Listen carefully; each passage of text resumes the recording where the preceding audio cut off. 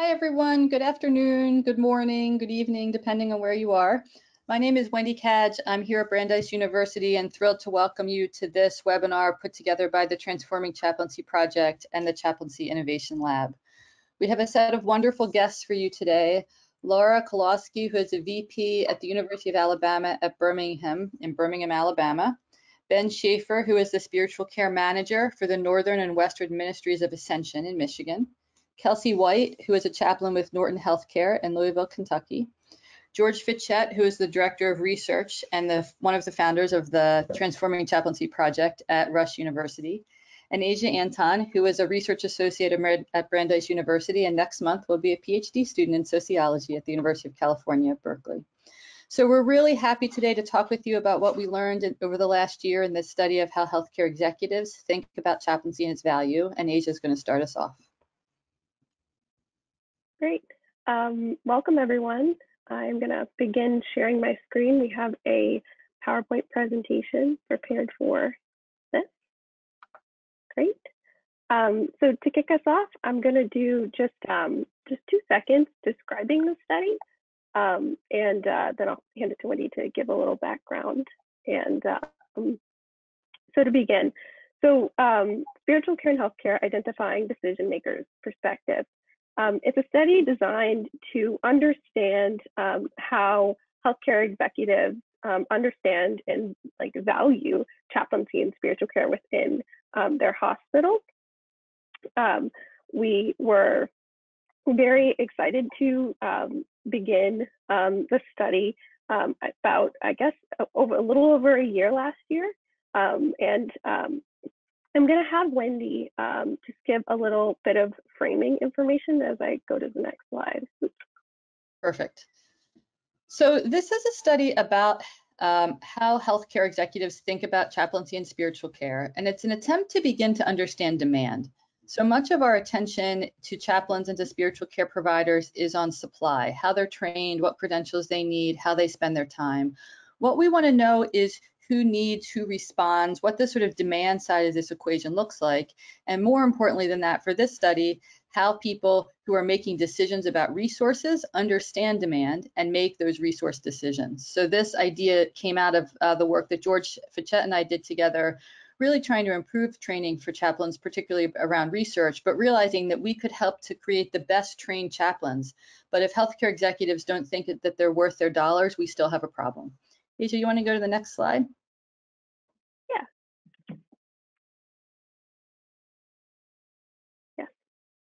So just a little bit of background, 2/3 of American hospitals have chaplains, and various institutions, including the Joint Commission, require hospitals to address the religious and spiritual needs of their patients. You'll see here 2 quotes from the Center for Medicare and Medicaid Services, and of course the Joint Commission guidelines, which provide a little bit of background about chaplaincy. If you are tuning in, I'm assuming you are interested and have perhaps a baseline knowledge of this. Wendy, would you add anything? I think just that there have been some studies that look at how many chaplains there are per number of beds or per number of patients, but nothing that we were aware of that really told us how executives think and make decisions about resources. And that was the question we went after in this project. Moving along. So research design. So what we started with, our research team was looking first at cities, and I'll just go to the next slide to kind of, and we'll come back to this one. But we started with thinking about really broadly about regions, and of course hospital types within regions, and we mapped in a way the different regions in the U.S. and tried to find regions that had a similar makeup. They had academic hospitals, community hospitals, faith-based hospitals, and we went into each city and tried to find cities that matched demographically, looking for cities that had between 50,000 population, looking for cities in different regions to kind of create a sample to then look at the kinds of hospitals in those areas and then reach out to them to invite them to participate in the interviewing. This is an interview-based study. What we ended up having is a total of 25 interviews, 11 with healthcare executives and 14 with chaplaincy managers, which represent 18 hospitals. And you can see here, 4 of them are academic, 4 are community, 9 are faith-based, and 1 is for-profit. And within these 18 hospitals are situated within 9 health systems. As I mentioned, all of these interviews were conducted by Zoom, by me personally, between August and February prior to the pandemic. Part of this work was looking into what makes a faith-based system faith-based, and we learned a little bit about the kind of how challenging it is to kind of define that question when you think about community hospitals versus faith-based hospitals.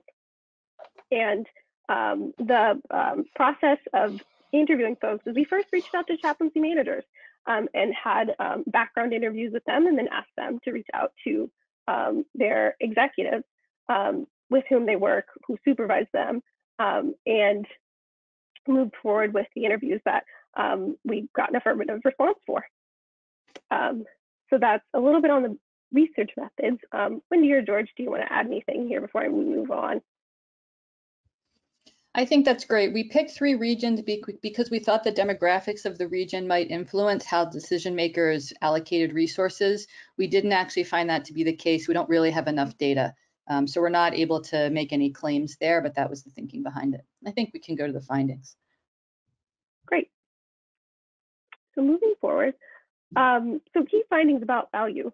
And I hope Wendy and George and Kelsey that you would feel comfortable jumping in here as I kind of briskly walk through some of the key findings from our paper. So I have some block quotes here highlighted with some of the themes that we heard people talking about, particularly executives, about what they found most valuable in the work that chaplains do on the ground.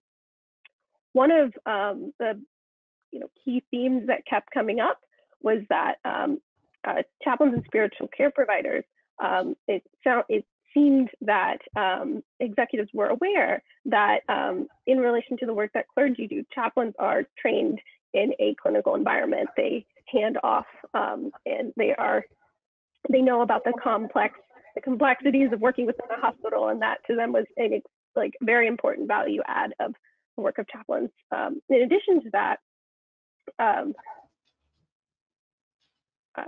executives also discussed mainly the work of staff. That kept coming up, that it was important that, at least to the executives, that the chaplains were tending to the emotional and social needs of the staff, particularly with nurses.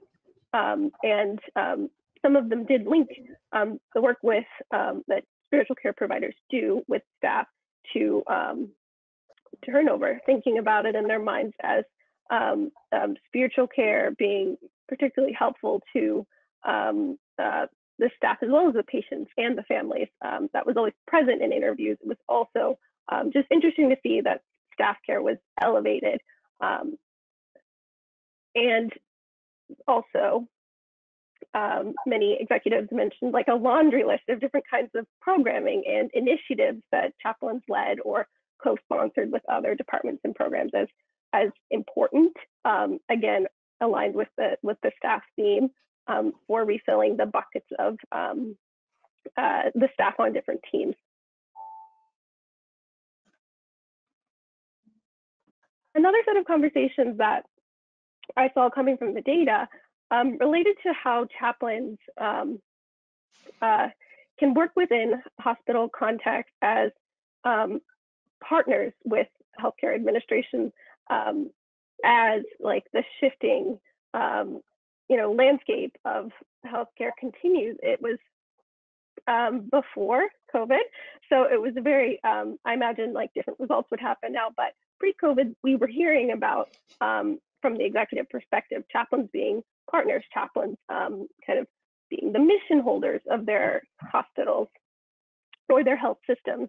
and working with staff in particular, thinking about the mission of their work, thinking about how they live their work, especially as hospitals consolidate, as they close, as they merge. As we had one rather incredible story from an executive's perspective, talking about a faith-based healthcare system merging with the secular one, and talking to using chaplains as a way to as like a container for staff to think about how their work is seen and understood from a mission perspective in secular and religious contexts within healthcare. So a lot of these conversations, I directly asked both chaplain managers and executives about resource decision making, about budgeting, about staffing, and we heard, I kind of put into two buckets the kinds of arguments that were made in favor of chaplaincy, one being mission and one being strategy related arguments. And one really poignant example was from an executive from a faith-based healthcare system in the Midwest. They were describing making a value proposition for keeping their staffing at a certain level and benchmarking with their secular systems in their same market area.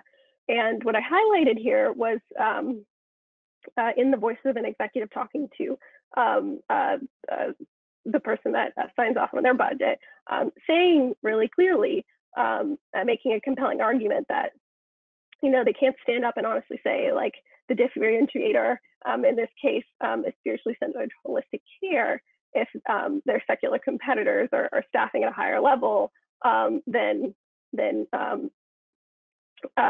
health system. So these were a couple of different executives were speaking in these ways about the value of chaplaincy and how they were able to persuade their colleagues, make decisions about staffing and budget at their respective hospitals. Moving along. So there was another bucket of themes that emerged around data. We asked very specific questions about how data is used in the chaplain manager and executive interaction. And what we found was that the conversations about data, meaning like quality improvement, how to use data that chaplains create as they do their work, was that it was in some ways symbolic. In some ways, there was a lot of discussion about things being really busy and the kind of orientation of the supervisor to thinking about chaplaincy in a non-qualitative way, or thinking about the executive's orientation to these kinds of things, and that being not always a match, or in some cases a really good match. There wasn't a lot of cohesion about what like how data was being used across our small sample. I am going to pause here and ask Wendy if she wants to like add to what we saw in the data before I hand it over to George and Kelsey to talk about some implications. Thanks, Asia. I might add just a couple of things quickly. One is that it seemed like about half of the executives we talked to had what seemed to us to be a reasonable understanding of what chaplains and spiritual care providers did, but the other half of the executives really didn't have a good sense of the work. And that led us to think a bit about managing up, which I'll say something about in a minute.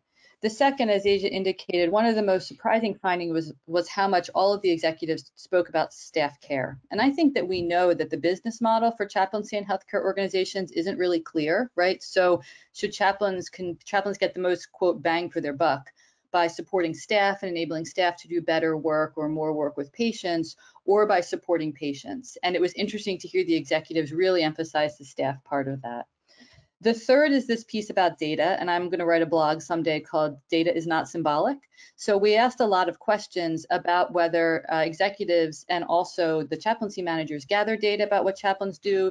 Do they look at it when they make decisions? And there was a lot of talk about, yes, we gather this and that, but we actually couldn't see any evidence that it's actually used in decision making. And I worry a little bit that as there's been more emphasis on research and research literacy, it feels like the right thing to sort of have data. But if we're not using the data to make better decisions and using it to inform how we can do our work in a better way, we're actually missing what is, for me, the main opportunity in gathering the data in the first place. So I want to encourage those of you who have data to ask yourself if it's sort of sitting around symbolically or it's actually being used in decision making, and think about how you could use it in decision making as, particularly those of you who are managers, work to manage up, which essentially means make sure that you know what your boss's problems are and think about how the work that you and your team does can help to solve those problems. And it seems too often like the kind of conversations between executives and managers were substantive and about the work, but not always oriented to solving the problems that were most pressing, and bringing the kinds of, a bullet pointed list, some way to effectively use the executive's time to make sure that they know exactly what's happening and what contribution the chaplains are making. And sometimes I feel like people think we need, numbers and statistics to do that sometimes, but stories do it too. It's actually the sort of method of communication and the way in which you frame the information and are speaking to the concerns and the problems that the executive have that we think is the most important learning coming out of this. But let me stop because I know Kelsey and George both have much more to say.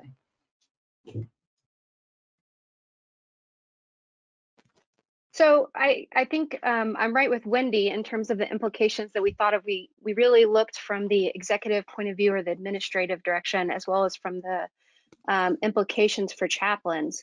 And it's in saying what Wendy said in another way is, how do those conversations between executives and chaplaincy managers occur? How are chaplaincy managers and executives really identifying the areas and the problems that they can work on together?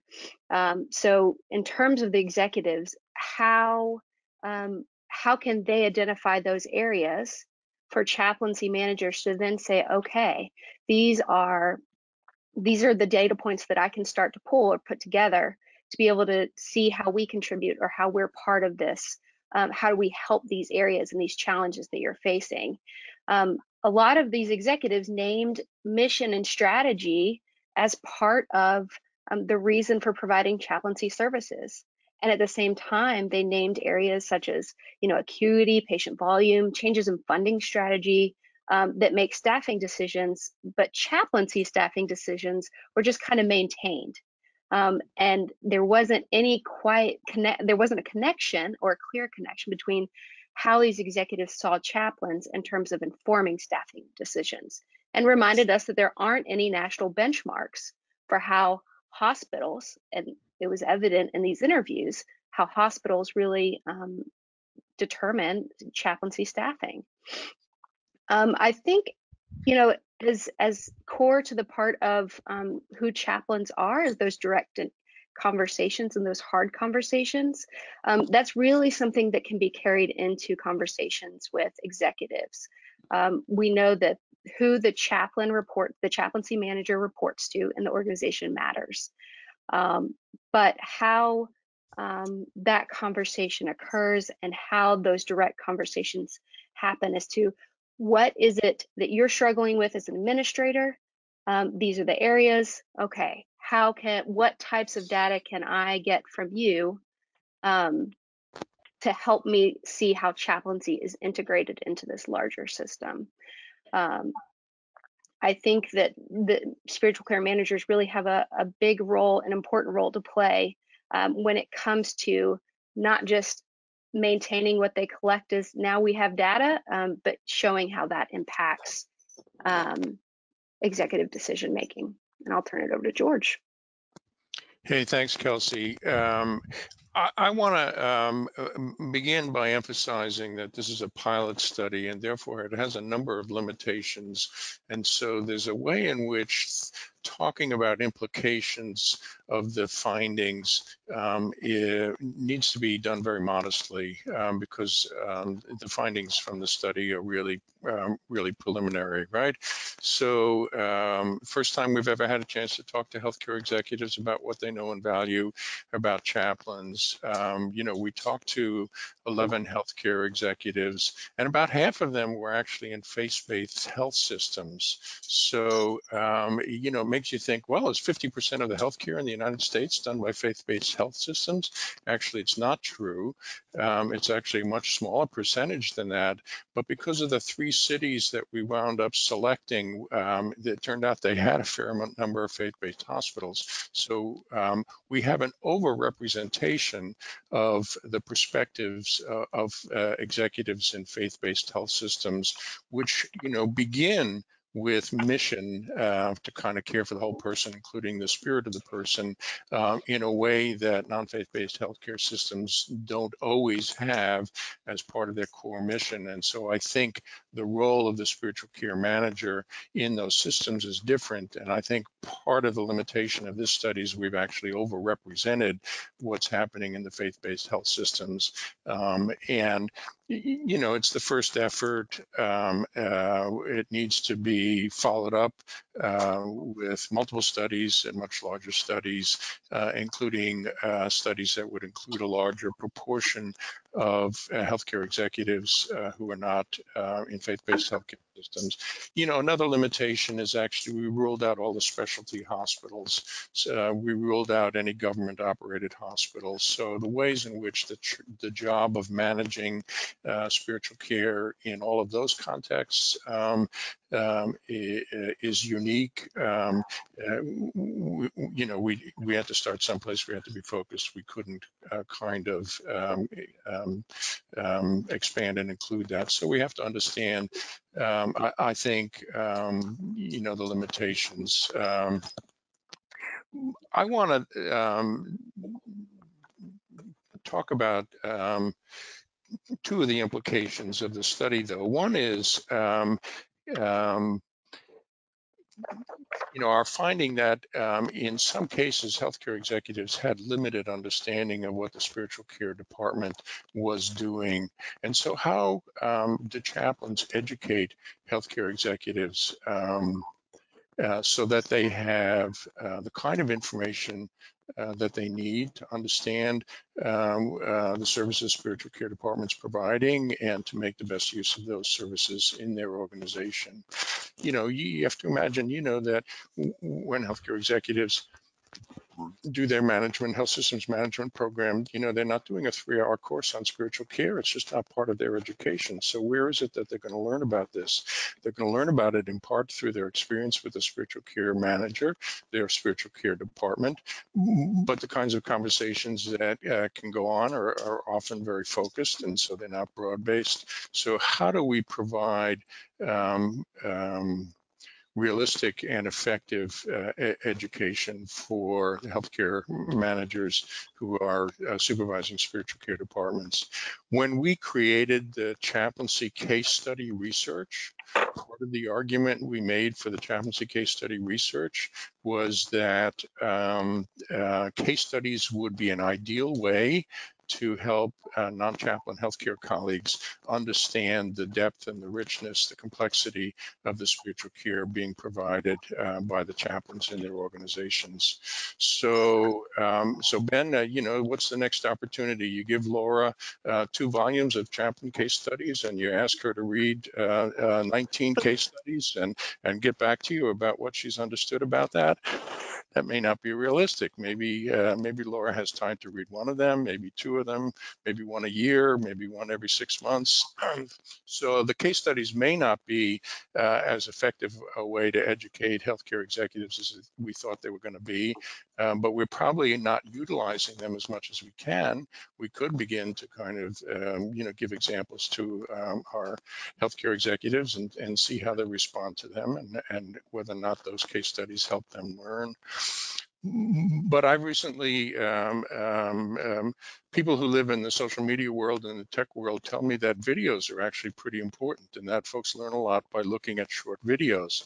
And so would it be beneficial for the healthcare chaplaincy organizations in the United States to begin to develop a series of 5-minute videos that healthcare managers could actually, spiritual care managers could use with healthcare executives to introduce different elements of what professional spiritual care looks like.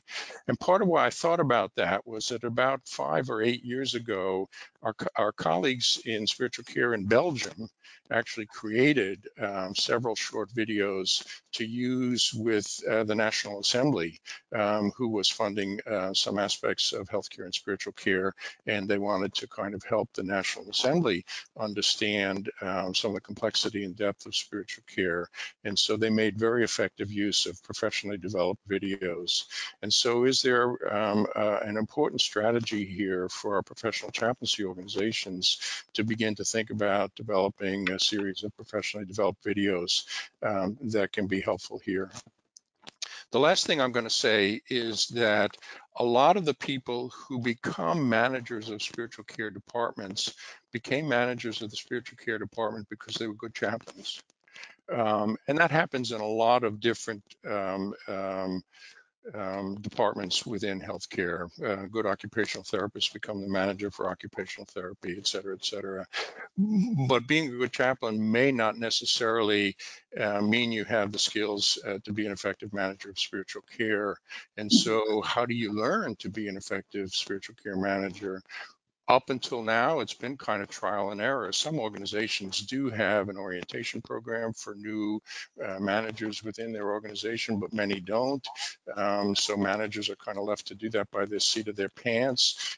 Some of them do a great job and they become very effective managers of spiritual care programs, but some of them struggle with it and they're kind of not as effective as they ought to be. So Wendy and I talked about this a couple of years ago, and we realized that this kind of trial and error approach to becoming an effective manager of spiritual care is really not in the best interest of the hospitals or providing excellent spiritual care in the hospitals. And we ought to have a way to train people who are in positions of management and leadership in spiritual care. So this past September, Transforming Chaplaincy created, in collaboration with the Health Systems Management Department at Rush, the first certificate in spiritual care management and leadership. And Ben is one of our graduates, of whom we're very proud. So the first group just finished the certificate in June. We've put the certificate on pause for 2021, but the next class will begin in September of 2021.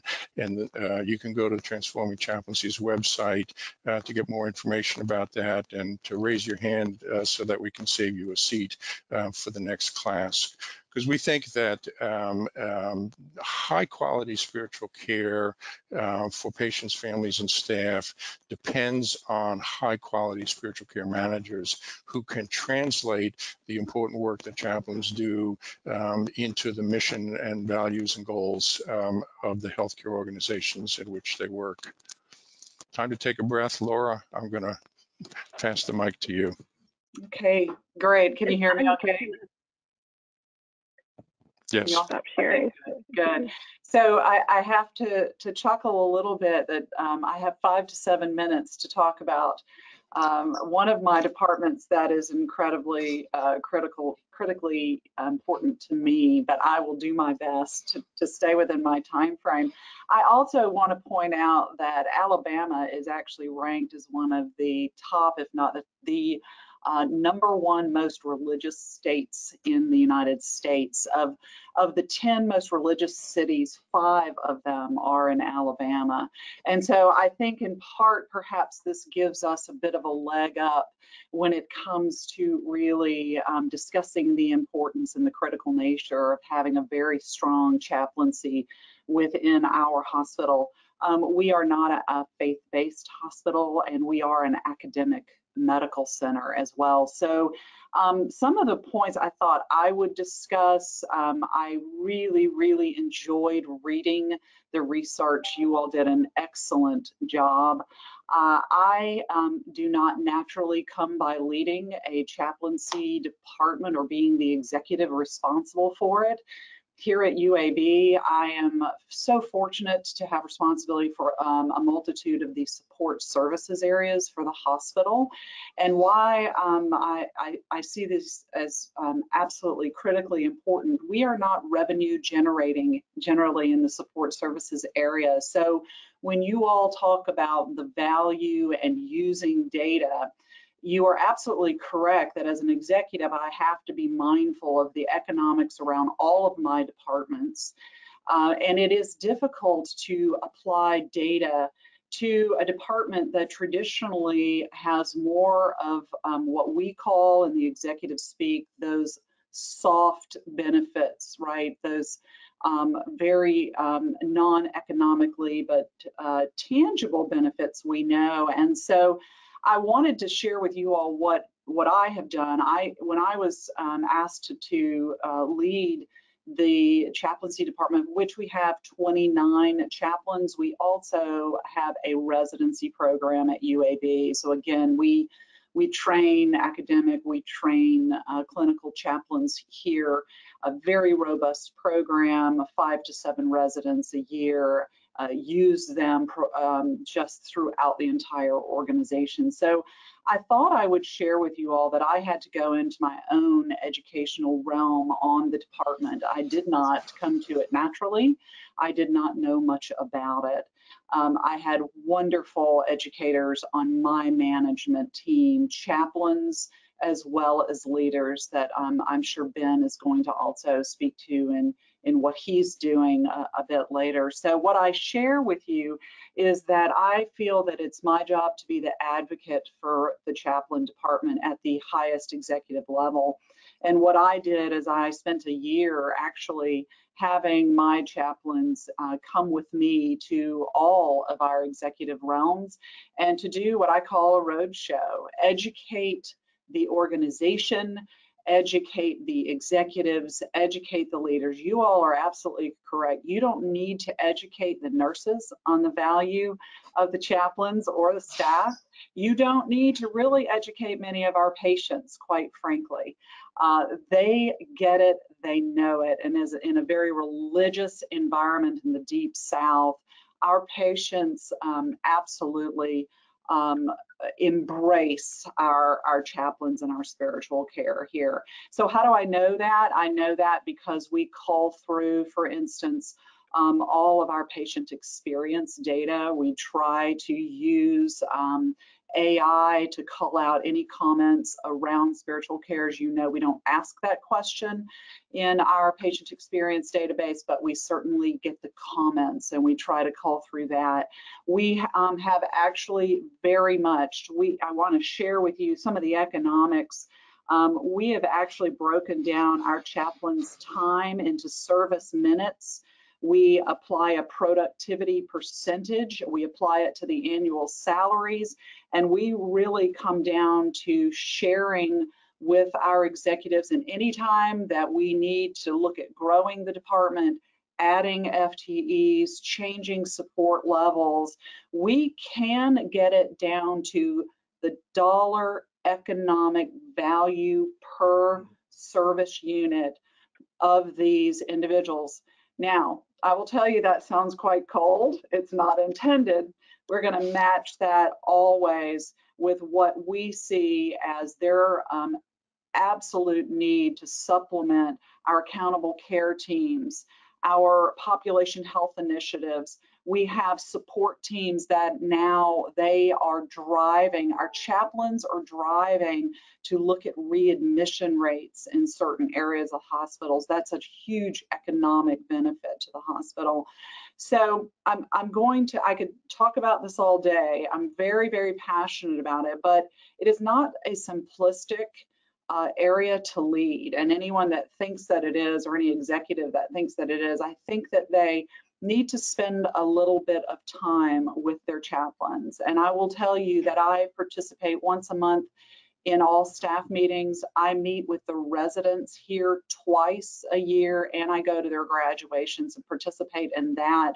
I am also on a cross-purpose committee where we are looking at chaplain services kind of across the continuum, the entire health system, along with our children's hospital, which is adjacent to us.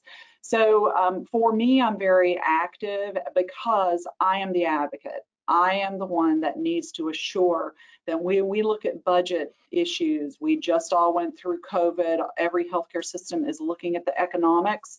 And, you know, I'm going to be honest with you, my areas in support services are sometimes the first areas that folks, you know, that don't see an economic revenue benefit are going to look at and ask me to modify our support. And so I am always armed and ready to be out of the gate to really help support my chaplains in showing their value economically, and also, of course, from a spiritual support. And we could probably spend another 10 minutes on what's happened over the last 4 months with COVID.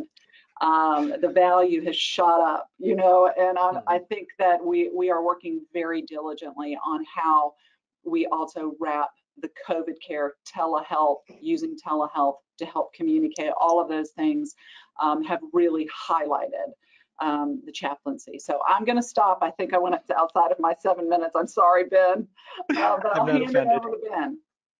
All right. Hello, everyone. So a couple of the real key things that came out for me is in reviewing this and thinking through how this applies to the work I do with talking within my system. I'm in a system where part of my work is in budget is going through a whole system office things, and part of my work is very much with the local lead teams and the executive teams at my hospitals. And so the key thing that really comes out for me is, as a leader, I need to be a translator. I need to be able to translate what we do as chaplains, the work that's being done on the floors, the work's being done with staff. I need to be able to translate that in ways that executives can understand and really kind of get behind and understand why they should be excited about what chaplains are doing.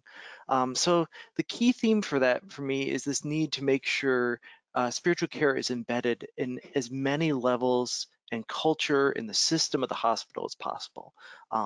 We can't just be the nice old people who come and sit down at the bedside and do a prayer and be done. That doesn't speak to what we do, what we can do.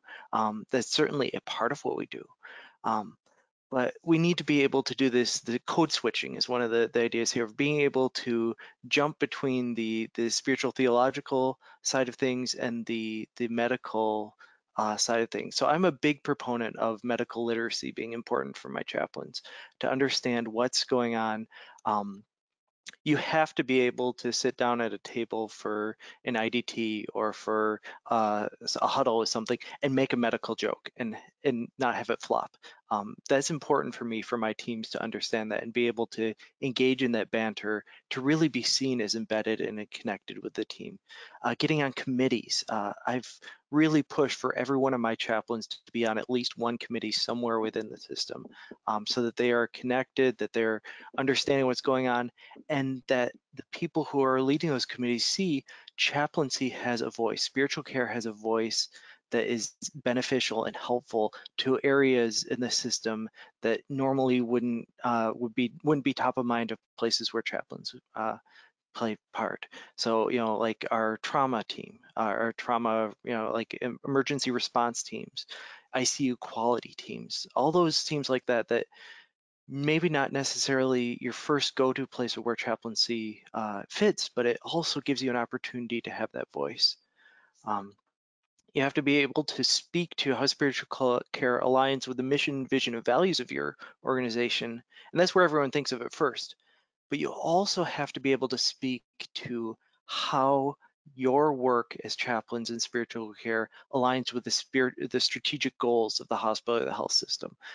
So one thing we've been working on is around service lines, and trying to embed chaplains within service lines, whether it be cardiac, whether it be neuro, whether it be oncology, so that the chaplain is a part of that service line, which is very much a way of thinking about everything through the whole population health model. And if chaplains are a part of that, we can really push into that and grow into that as well. We talked about throughout this how we as chaplain leaders really need to help chaplains execs understand what it is chaplains do. So managing up, having the data and the metrics is important. I'm a data nerd. I love data, but it only tells a part of the story. We have to be able to also share those elevator stories, those less than 5-minute stories of here's how a chaplain really did a key intervention, really connected with either a family, patient support, staff, and show how that value improves the care of that person. And ideally, if we can tie it to patient satisfaction or other things like that are in the HCAHPS scores that do have effect on our reimbursements as hospitals, is helpful. You know, we can't always draw a causation there, but we can certainly have correlation there. And then helping leaders understand what makes a professional chaplain different from a local clergy member or someone who is just visiting a member of their own tradition.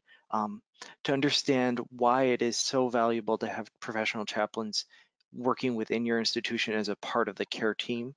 Again, it gets back to that having it embedded in so many layers. The other big piece for me here is that care of staff is so central to what we do.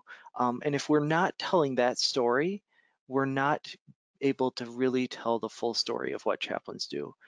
We have had so often our metrics and our data that we look at are patient visits or time in the rooms or all those things that are helpful, but they don't speak to what we do for our care of our associates, our staff, our colleagues in ways that really impact the retention of staff, the way people feel about their care, satisfaction, the ways that they engage then with the people they work with, and the way that they do their patient care.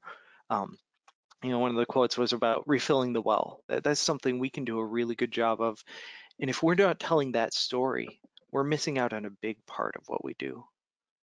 And the last thing that really struck me in this that chaplains may not be revenue generators, but we really do need to be able to speak to the correlational ways that we are cost reducers, that we can reduce staff turnover, that we can improve patient and family satisfaction. And this is a place where I know George has been doing a lot of research and many others have, and I'm hoping we can get more and more data behind to really talk about that cost reduction way that chaplaincy works. And I think I used up my time or more. Thanks, Ben and Laura. That's really helpful. So I've been trying to collect and bundle everyone's questions because we don't have enough time for all of them, but let me see how many of them we can get to. The slides will be available after to answer that, and I tried to address some of the shorter questions in chat. So there were a set of questions just came up, Laura, as you were talking about medical literacy, and people are wondering how you help chaplains be more medically literate.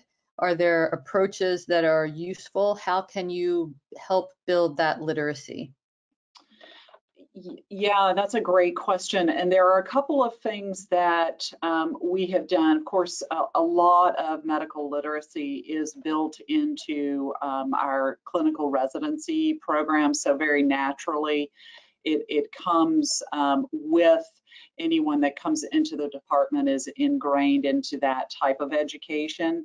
The other thing we have done is we have clinicians. We have right now a physician who actually went through our program.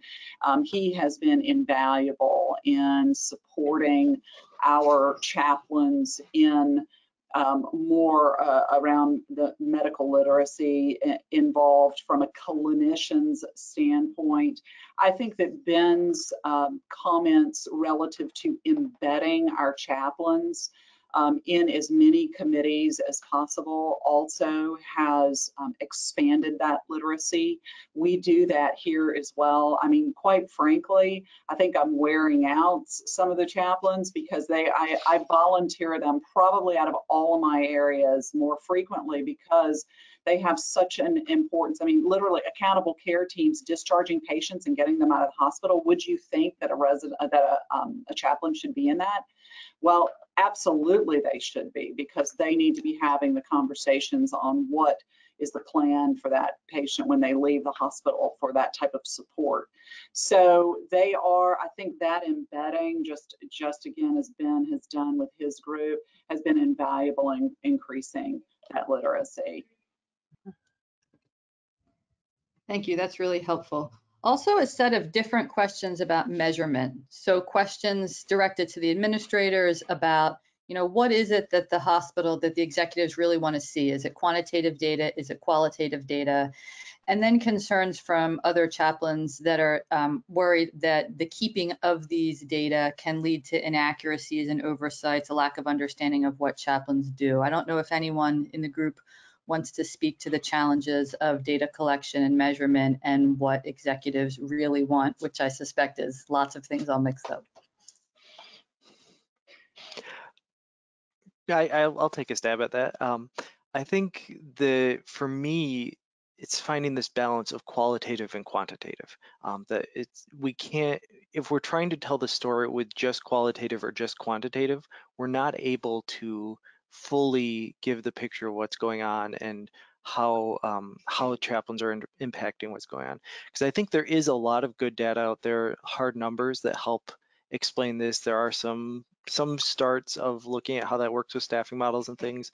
But if we're not able to show how it works from the head and the heart, we're not able to really get into the depth and the meat of what chaplains do.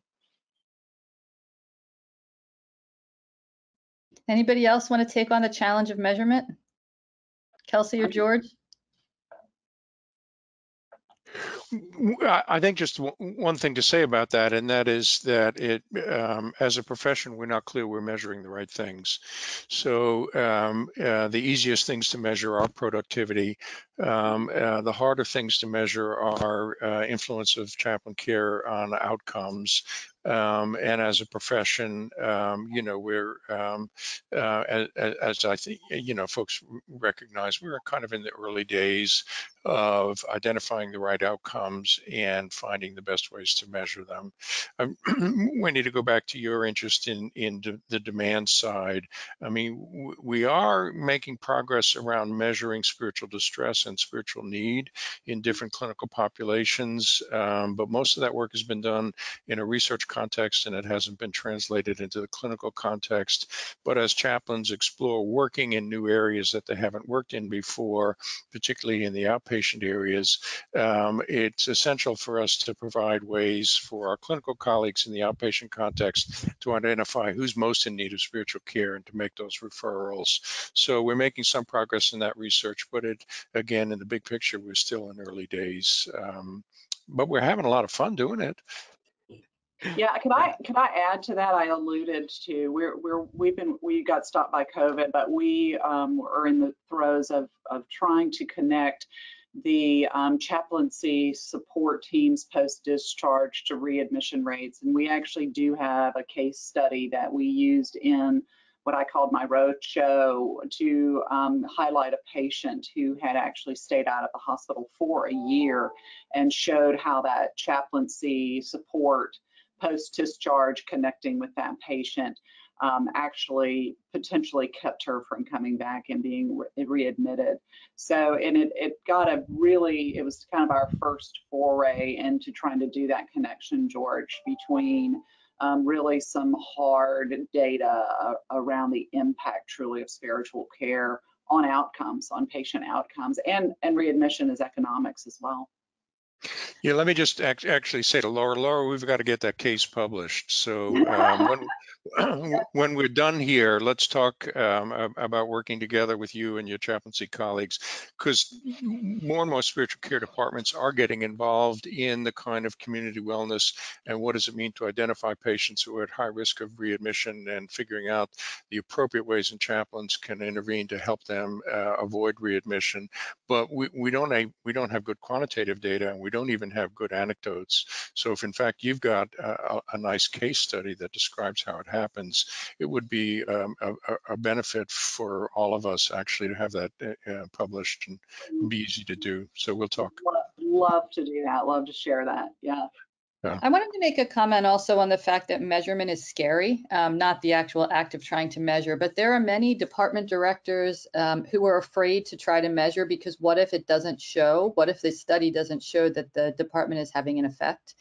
And I just want to name that and encourage department directors to sort of name that with their staff and then move forward because, you know, maybe you're going to be voted off the island. I hope not. But if we don't know if what you're doing is effective, then how do you think about day in and day out? You can have your own sort of personal story about it. But I really want to encourage people to sort of name and recognize the fear and try to move through it with colleagues to enable us to do better work for the patients, because that is the point to me in this whole thing. Asia, there was a question for you about whether any executives expressed frustration with chaplaincy. Any insights there? Frustration, no. Our sample size is small, as we all know, and the way we navigated getting to healthcare executives was through chaplain managers. So there's nothing empirical to say here, but it could be suggested that the relationships between them, whether or not they reach out to their supervisor, whether or not they feel comfortable asking for time to talk to a researcher, could interact with the folks I was able to speak to. What I did hear from more than one interview was I think the quote is something like, if I found a nurse that was really amazing at spiritual care, I would be very happy. These kinds of like a lukewarm, but not negative in any way. We heard that. And when you heard people saying that, you know, a nurse who could do spiritual care would be good, do you have a sense of what that's about? Why a nurse instead of a chaplain? It was, I wish it was at the end, it was 20 minutes. And unfortunately, time ran out to kind of tease out. I don't want to speculate, but yeah, I heard that twice to be really precise about how often that came up. Okay, thank you. A couple of questions about chaplains' prophetic roles, and I'm really glad someone's asking this because there's often a lot of pushback here. So, you know, what about chaplains as prophetic voices, challenging business models, challenging or trying to hold systems accountable? I wondered, Asia, if you heard anything about that in the interviews or if others have thoughts about this. I have my own thoughts, but don't want to share them until others have spoken. The prophetic voice, that did not come up in the interviews that I had. But I think it would be, I would really like to hear from other folks about that topic as well. It didn't come up in the interviews. So when I hear that, Wendy, actually what I think about is oftentimes in health services research, we talk about cost, quality, and access to healthcare services. And oftentimes, a lot of the areas in which chaplains get really focused is how do we impact quality? How do we impact quality?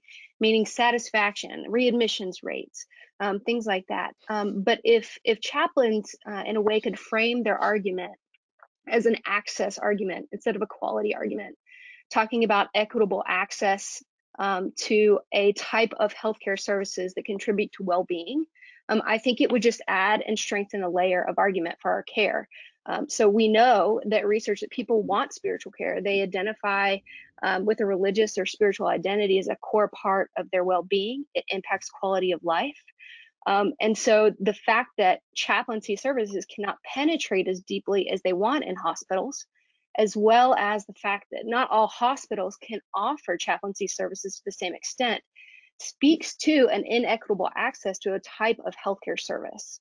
And so in that way, I think chaplains have another layer of argument. Whether or not it's prophetic could be debated, but it really, I think, connects with that more like a social justice type approach to why chaplaincy care is important. Anybody else want to speak to the prophetic? Okay. There was a question for Ben and Laura about your equations. Can you share your equations for productivity measures or how you arrived at the equations that you utilize? Go ahead, Laura. Okay. can I literally share them or just kind of speak to how we put them together here? Why don't you speak to it, and then if you actually are willing to share, we could send it out with the recording. Yeah, absolutely. I'm happy to share it. So one of the equations, I'll just tell you, the genesis of it was really we were trying to increase support for the department.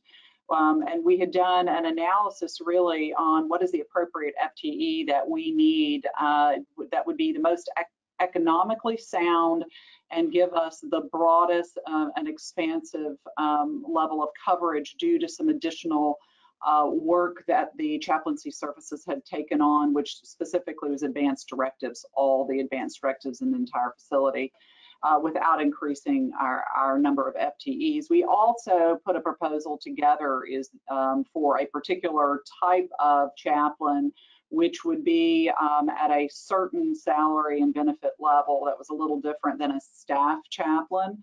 And a lot of this was really thinking out of the box on how we can support the economics of the organization and still give the coverage we knew was appropriate for our staff and our patients.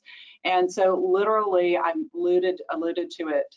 We broke their service level down to minutes. We put it in 15-minute increments as the average amount of time. We all know that's a huge variable when a chaplain does a consultative clinical